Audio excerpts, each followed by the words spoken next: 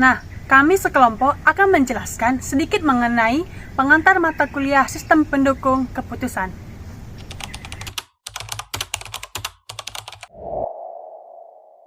SPK adalah sistem interaktif berbasis komputer yang membantu para pengambil keputusan menggunakan data dan model untuk memecahkan masalah yang sifatnya tidak terstruktur atau semi terstruktur.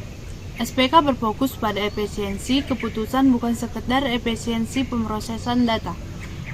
SPK memiliki ruang lingkup, yaitu mencakup bagaimana teknologi dapat menjadi alat bantu strategis mulai dari tingkat operasional hingga manajemen puncak.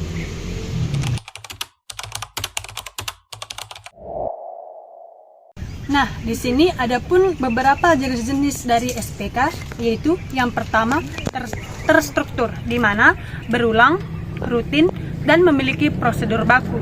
Misalnya seperti menghitung gaji karyawan, di mana SPK kurang berperan di sini. Kenapa? Karena SPK ini lebih ke sistem informasi manajemen.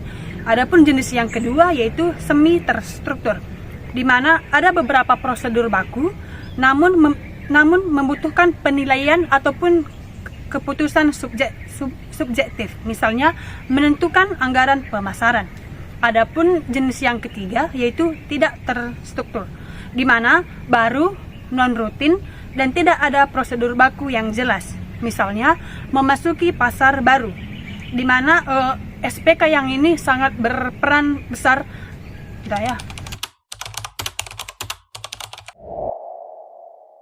SPK memiliki berbagai komponen utama. Yang pertama itu sistem manajemen data, di mana bertanggung jawab untuk mengumpulkan, menyimpan, dan mengelola data yang begitu relevan. Yang kedua, sistem manajemen model, di mana menyediakan kemampuan analisis bagi SPK. Yang ketiga, ada antarmuka pengguna, di mana sarana interaksi antara pengguna ataupun manajer, dan sistem ini harus intuitif agar pengguna non-teknis dapat mengoperasikan sistem secara efektif. Berikutnya ada pengguna, yaitu pihak yang bertanggung jawab membuat keputusan, di mana SPK dirancang untuk mendukung mereka, bukan menggantikan mereka. Dan yang terakhir ada arsitektur SPK, di mana cara komponen-komponen ini saling terhubung, baik sebagai sistem maupun dengan sistem perusahaan lain.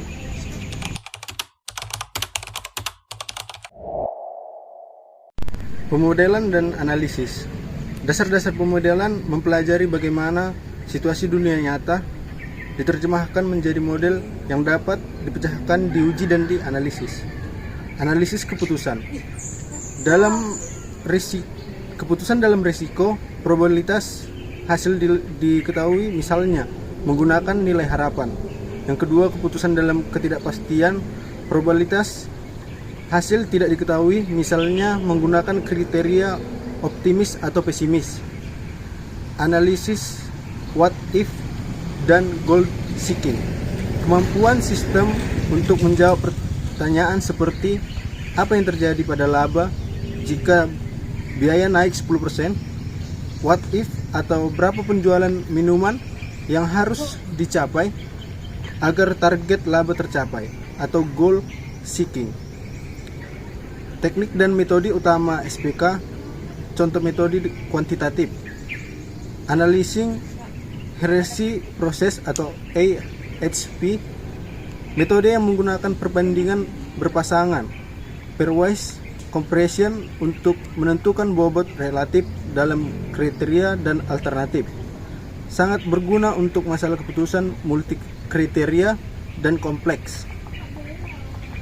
Forecasting atau peramalan.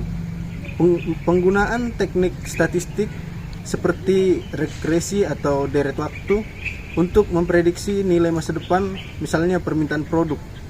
Simulasi, penggunaan model untuk meniru operasi sistem dunia nyata, misalnya simulasi Monte Carlo untuk memperkirakan risiko atau hasil yang tidak pasti. Decision tree atau pohon keputusan, alat vital untuk memetakan rangkaian keputusan dan hasil yang mungkin sering digunakan dalam analisis risiko. Teknologi pendukung keputusan lanjutan ini adalah topik yang membahas mengenai integrasi kecerdasan buatan atau AI dan sistem canggih lainnya ke dalam SPK. Yang pertama, sistem pakar.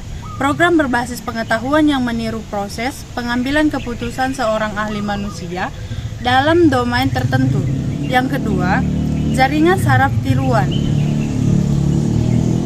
Model komputasi yang terinspirasi oleh otak manusia digunakan untuk tugas seperti klarifikasi, prediksi, dan pengenalan pola yang sulit diatasi oleh logika berbasis aturan. Selanjutnya, sistem pendukung keputusan kelompok. SPK yang dirancang khusus untuk memfasilitasi komunikasi dan pengambilan keputusan di antara kelompok pembuat keputusan yang tersebar atau berada di ruangan yang sama. Selanjutnya, manajemen pengetahuan.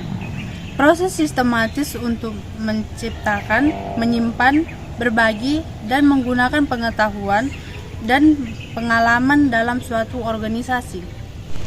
Pengembangan dan implementasi SPK, bagian terakhir membahas aspek praktis dalam membangun dan menggunakan SPK.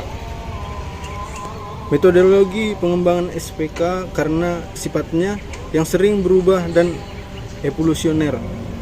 Prototype atau membangun model yang terus disempurnakan sering menjadi metodologi yang lebih disukai daripada sistem development life cycle atau SDLC tradisional.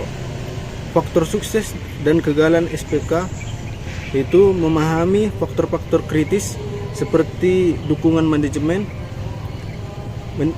puncak, keterlibatan pengguna, dan kualitas data untuk memastikan proyek SPK berhasil.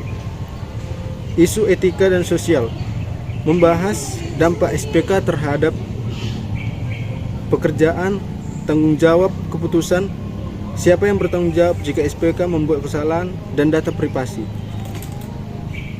Secara keseluruhan, mata kuliah SPK memberikan perpaduan antara ilmu manajemen, teori pengambilan keputusan, dan ilmu komputer, metodologi, pemodelan, dan teknologi informasi untuk menghasilkan solusi yang dapat memberikan keunggulan kompetitif bagi organisasi.